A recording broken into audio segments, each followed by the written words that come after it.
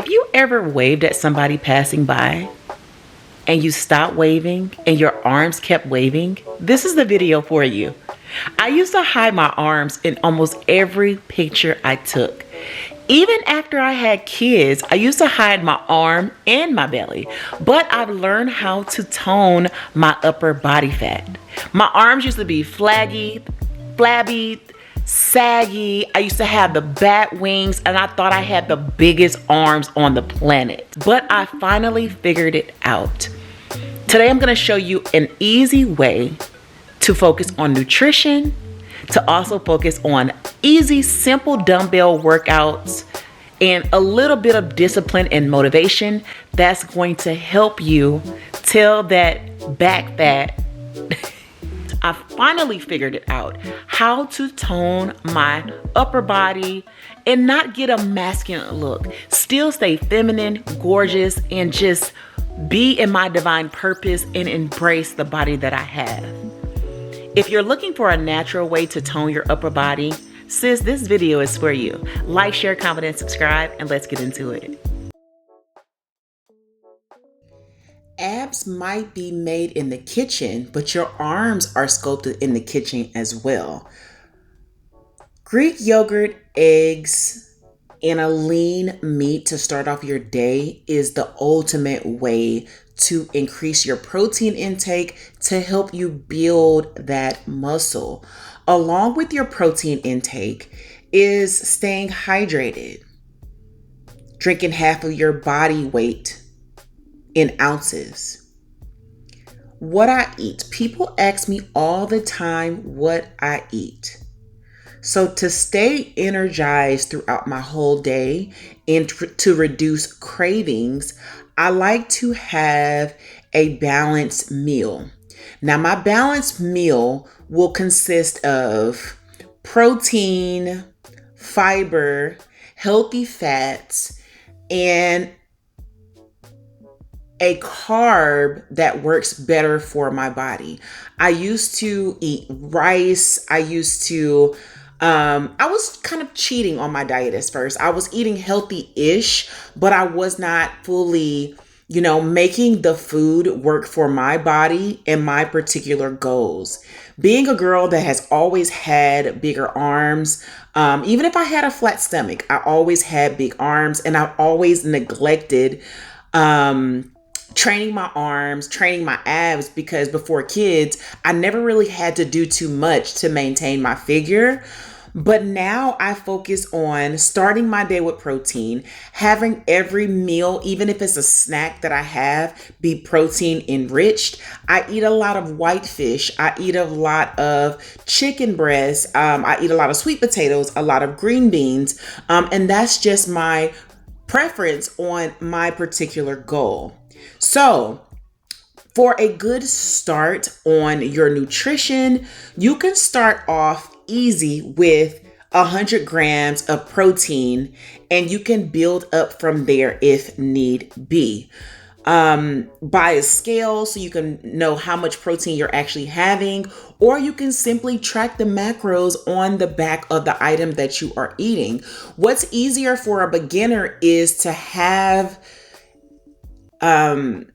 the labels, to read the labels and know what you're actually consuming and know if they're good for your fat loss or for your weight loss or whatever your goal is. Now, you're messing up if you don't have a goal, okay? You need to have a clear and achievable goal, something that's sustainable for you. And you got to realize that you're not going to enjoy fully every meal that you have, but you're going to love what it does for your body and for what it does for your goal. Now, I don't necessarily lift heavy. I lift consistently. So I lift weights about 3 to 4 times per week. And when I train my upper body, I do it in 30 to 45 minute sessions. I focus on shoulders. I focus on my biceps. I focus on my chest. I focus on my triceps. And I slowly add resistance to my workouts. So you can go lightweight, high reps, or you can go heavier weights, low reps. But here's the thing.